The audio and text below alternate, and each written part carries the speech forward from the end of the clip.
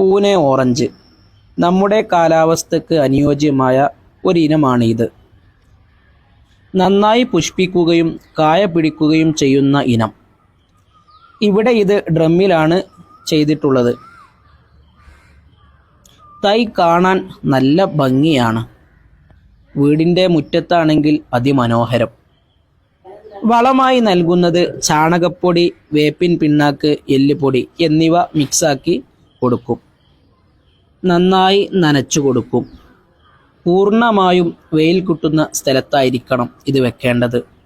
സാധാരണ ഓറഞ്ചിൽ നിന്ന് ഇതിനൊരുപാട് വ്യത്യാസങ്ങളുണ്ട്.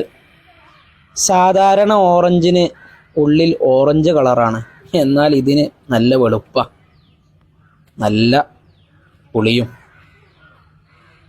തൊലിയാകട്ടെ കുറച്ചധികം കട്ടി കൂടുതലും. എന്നാൽ ഇതൊന്ന് പൊളിക്കുകയാണെങ്കിൽ ആ പരിസരം ഒന്ന് നന്നായി സ്മെല്ലടിക്കും. അത് നിന്നെ വ്യത്യസ്തമാക്കുന്നുണ്ട്.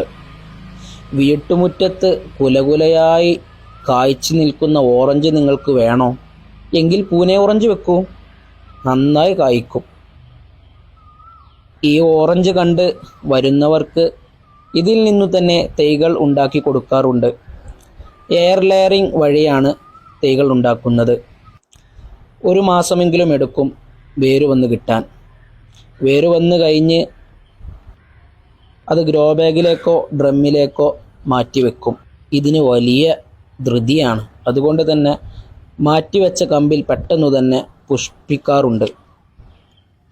നല്ല മധുരമുള്ള ഓറഞ്ചാണ് നിങ്ങൾക്ക് വേണ്ടത് എങ്കിൽ പൂനെ ഓറഞ്ച് നിങ്ങൾ വെക്കുകയേ വേണ്ട.